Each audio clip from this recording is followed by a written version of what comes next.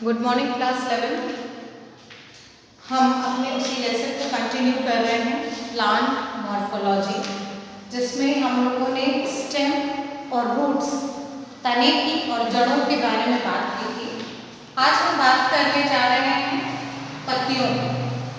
Leaves are the main part of a plant because वो पत्तियां ही होती हैं जो पेड़ों के लिए अपना भोजन बनाती हैं और उन्हें भोजन देती हैं। तो सबसे पहले तो हम कुछ कैरेक्टरिस्टिक के बारे में बात करेंगे पत्तियों की, लीव्स की। वो ये कि वह पर्व संधि से विकसित होती है, मतलब वो किसी भी स्टेम के नोड पार्ट से विकसित होती है। जैसे ये एक स्टेम है, तो वो हमेशा इसके उभरे हुए हिस्से से निकलती है और ये आगे जाके पत्ती बनती है। दूसरा, ये कलिका दर्शाती है। कलिका का मतलब होता है बेसिकली कि ये हमेशा स्टेम के साथ कनेक्टेड तो होती ही हैं, पर स्टेम के साथ कनेक्टेड होने के अलावा भी इनकी यदि हम बात करें तो कम से कम इनमें एक बर्ड ज़रूर पाया जाता है। That is they always form bird in the portion from where they are originated. जहाँ से वो उगती है वहाँ पर एक छोटा सा बर्ड कलिका हमें नजर आता है। तीसरी कैरेक्टरिस्टिक की बात करें तो पत्तियों में क्लोरोफिल होता है। ये हरे रंग का एक पदार्थ है जो एक बैग लाइक स्ट्रक्चर में होता है, जिसे हम क्लोरोप्लास्ट कहते हैं। इस क्लोरोप्लास्ट के अंदर ये एक द्रव्य जैसा जेल की तरह पाया जाता है, जिसे हम कहते हैं क्लोरोफिल। क्लोरोफिल का काम होता है कि वे सूर्य की ऊर्जा को अवशोषित करे और पेड़ पौधों को दे। मतलब ये क्लोरोफिल भी होता है जो सनलाइट की एनर्जी को एब्जॉर्ब करता है और प्लांट्स को देता है, ताकि, या कह सकते हैं लीव्स को देता है, ताकि वो पेड़ों के लिए उनका खाना प्रिपेयर कर सके, भोजन बना सके। चौथा कैरेक्टरिस्टिक, जो सबसे इंपॉर्टेंट कैरेक्टरिस्टिक है, that is the deal with the process of photosynthesis. पत्तियां जो होती हैं वो पेड़ पौधों के लिए उनका भोजन बनाती हैं by the process of photosynthesis. प्रकाश संश्लेषण अभिक्रिया इनमें होती है, जिनके द्वारा पत्तियां जो हैं वो पेड़ पौधों के लिए भोजन बनाती हैं। अब फंक्शन की बात करें तो पहला फंक्शन तो यही हो गया कि वो भोजन बनाती है, they prepare food for the plants, prepare food for the plant. दूसरा, उनमें गैसेस एक्सचेंज करने की क्षमता होती है, क्योंकि इनमें जो होता है, जैसे ये हमारी एक लीफ है, तो लीफ के बाउंड्रीज में कुछ छोटे छोटे पोर्स होते हैं जिनको हम कहते हैं स्टोमेटा, जो हमने 10वीं क्लास में भी पढ़ा है। ये स्टोमेटा जो है वो ट्रांसपीरेशन और गैसेस एक्सचेंज करने में हेल्प करता है। तो खास तौर पे क्योंकि गैसेस की वजह से ये भोजन बनता है और उस वजह से भोजन की गैसेस की मात्रा जो है वो दिन में ज़्यादा ली जाती है, ज़्यादा छोड़ी जाती है। इस वजह से जो स्टोमेटा पोर्स होते हैं, जो स्टोमेटा के जो छिद्र होते हैं, वो गैसेस को एक्सचेंज करने में हेल्प करते हैं, क्योंकि ये छिद्र पत्तियों में लोकेटेड होते हैं, पाए जाते हैं। इस वजह से ये पत्तियों का ही कार्य कहलाता है। दूसरा, गैसेस एक्सचेंज करने के अलावा ये एक तीसरी चीज करते हैं जिसे हम कहते हैं ट्रांसपीरेशन। ट्रांसपीरेशन का मतलब होता है पानी यदि ज़्यादा एक्सेस अमाउंट में पत्तियों में आ जाए तो वो पत्तियां सूर्य की गर्मी से, धूप से भाप बनकर इवोपरेट हो जाती हैं, वाष्पीकरण हो जाता है। पर वो पानी जो ज़्यादा अमाउंट में लीव्स में आ गए, जो पर्टिकुलर अमाउंट ज़्यादा पानी का है, वो ही भाप बनकर वाष्पीकरण देगा। पत्तियों की बात की जाए तो पत्तियां दो तरह की होती हैं, एक होती है सिंपल लीफ और एक होती है कंपाउंड लीफ। सिंपल लीफ की यदि हम बात करें तो वह पत्ती जिसमें एक पर्णफलक होता है और केवल एक ही मध्य शिरा होता है, मतलब एक पत्ती है सिंगल और उसमें एक मेन वेन मध्य शिरा होता है जो छोटी छोटी शिराओं से जुड़ा होता है। तो ये यदि एक एक पत्ती सिर्फ हमको मिलती है तो ये कहलाई जाती है सिंपल लीफ। जबकि कंपाउंड लीफ का मतलब होता है ऐसी लीफ जो हमें नंबर्स में मिलती है, भले ही वो उनमें भी मेन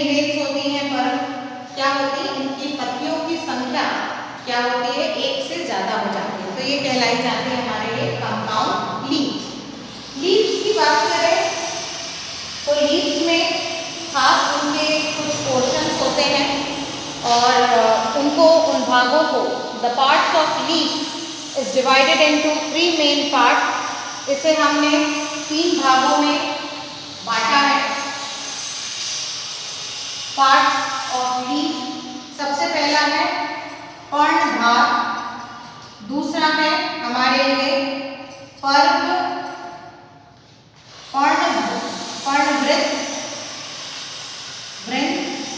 और तीसरा हमारे लिए है पर्णफलक। ये 3 हिस्से हैं हमारे पत्तियों के, जिसे हम लोग कहते हैं लीफ बेस, दूसरा होता है पिटियोल और तीसरा होता है लैमिना। तो बेसिकली पत्तियों के 3 ये भाग होते हैं जिन भाग की मदद से आप लीफ की स्टडी करते हैं। लीफ बेस मतलब जो हरा भाग जो पत्ती का होता है, मुख्य भाग, उसे हम लोग कहते हैं the base of the leaf. दूसरा जो हम आते हैं वो होता है पिटियोल। पिटियोल मतलब जो डंठल हिस्सा होता है पत्ती का, उसे हम कहते हैं पिटियोल। और लैमिना का मतलब होता है जो पूरी वेन के साथ उनके जो इंटर पार्ट्स हमें नजर आते हैं वो कहलाया जाता है हमारा लैमिना। तो किसी भी पत्ती में ये 3 हिस्से होते हैं, 3 भाग होते हैं, पर्णधार, पर्णवृत्त और पर्णफलक, और इस आधार पर आप पत्तियों की बात करते हो। वैसे तो बहुत सारे डेप्थ में ये सारी चीज़ें हैं जो पत्तियों में विशेष तरह की पत्तियाँ पाई जाती हैं। अब पत्तियों के आधार पर यदि हम बात करें तो पत्तियों को हमने उनके शिरा विन्यास के आधार पर भी बांटा है। शिरा विन्यास के आधार पर बांटा है। शिरा विन्यास का मतलब होता है वेनिएशन। वेनिएशन का मतलब होता है किस तरह उनकी वेन्स हमें दिखाई देती हैं। सबसे पहला जो है वो है हमारा समांतर विन्यास, जिसे हम कहते हैं पैरेलल वेनिएशन, और दूसरा होता है हमारे लिए जालिकावत विन्यास, जिसे हम कहते हैं रेक्टिकुलेट वेनिएशन। अब बेसिकली इन दोनों वेनिएशन में या इस तरह की वेन्स में क्या अंतर होता है? ऐसी पत्तियां जिन पत्तियों में जो वेन्स है वो सारी की सारी समांतर है, मतलब पैरेलल है, तो वो कहलाया जाता है समांतर शिला विन्यास। मतलब ऐसे वेन्स जो सारे के सारे पैरेलल है। तो खास तौर पे मेज में, भुट्टे में इस तरह की पत्तियां देखी जाती है। दूसरा जो है वो है जालिकावत, मतलब रेक्टिकुलेट। ये बहुत सिंपल पत्ती होती है, जैसे ये पत्ती है, एक मेन वेन है और इसके साथ छोटी छोटी वेन्स जुड़ी हुई हैं। तो खास तौर पे ये बताया जाता है कि यदि आप पत्ती को पहचान लोगे तो पत्ती की वजह से आपको जड़ों के बारे में पता चल जाएगा। तो जिन पत्तियों का समांतर शिला विन्यास होता है, उनकी जड़ें जो होती हैं वो फाइब्रस होती है, मतलब बहुत सारी जड़ों के बालों वाली हिस्से। और जबकि रेक्टिकुलेट जो होती है उनमें एक मेन वेन होती है, एक मेन रूट होती है और छोटी छोटी सब रूट्स पाई जाती है। तो इनकी पत्तियों को देख के इनके जड़ों का पता लगाया जा सकता है। नेक्स्ट हम आते हैं, वो है हमारे लिए पुष्प। पुष्प जो है वो बहुत ही इम्पोर्टेंट भाग है हमारे पेड़ पौधों का या संपूर्ण पेड़ का, क्योंकि उसमें ये काबिलियत होती है कि जो फूल ही है जो क्या बना देते हैं, वो आपके फलों का निर्माण करते हैं। तो इनमें ये होता कैसे है? ये होता है निषाचन के बाद, मतलब फर्टिलाइजेशन के बाद। तो इस फर्टिलाइजेशन में हम सबसे पहले पुष्प के भागों के बारे में बात करेंगे। पुष्प का जो बाहरी हिस्सा होता है, जो कली से बंद होता है, उसे बाह्य पुष्प कहते हैं। इसे हम इंग्लिश में सेपल कहते हैं। जो कलर्ड पेटल होते हैं, जो फूलों की पंखुड़ियाँ होती हैं, उन्हें हम लोग बेसिकली पेटल्स कहते हैं और या फिर इन्हें गलकुंज कहा जाता है। इनमें 2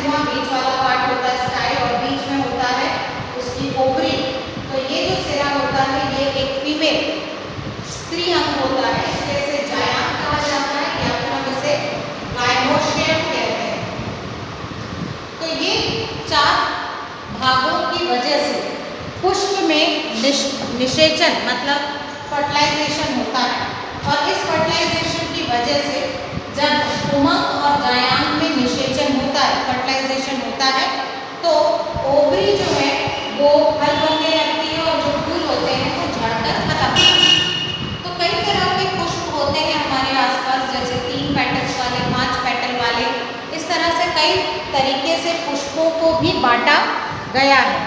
पर बेसिकली जो फ्लावर है वो फ्लावर के कई हिस्से हैं और हर एक हिस्से का एक विशेष कार्य हमारे पास होता है। इसके अलावा यदि हम बात करें तो हम आते हैं लास्ट टॉपिक पे, जो है हमारा बीज।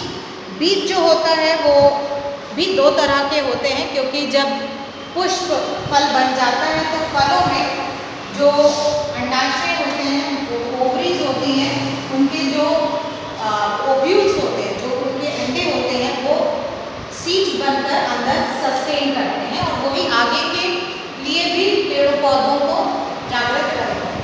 तो यहाँ पे सीड्स जो होते हैं वो 2 तरह के होते हैं। एक कहलाया जाता है एक बीजपत्री, जिसे हम कहते हैं मोनोकॉट, और दूसरा जो होता है वो कहलाया जाता है द्विबीजपत्री, जिसे हम कहते हैं डाइकॉट।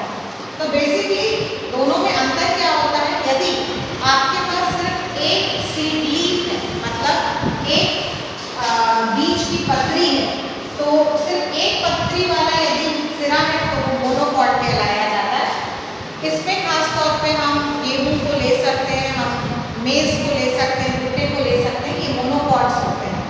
जबकि डाइकॉट का मतलब होता है ऐसा जिसमें 2 बीजपत्री होती है, मतलब जिनमें 2 कॉटिलेडॉन्स होते हैं, 2 सीड लीव्स होती हैं। तो जैसे हम बात करते हैं चने की, मटर की, तो इनमें क्या होता है 2 सिरे, 2 सीड्स के हिस्से होते हैं। यदि आप उसके छिलके को उतारोगे तो 2 फांके हमें मिलेंगी, तो वो कहलाया जाता है डाइकॉट। तो मोनोकॉट और डाइकॉट 2 तरह के हमारे सीड्स होते हैं, जो बेसिकली हमारे बीजों को अंतर में लाते हैं। ठीक, तो एक बार ज़रूर इस लेसन की पूरी रीडिंग करेंगे, ताकि जो इंटरनल माइन्यूट चीज़ें हैं जो हम लोग से छूट गई हैं वो आपकी रीडिंग से कंप्लीट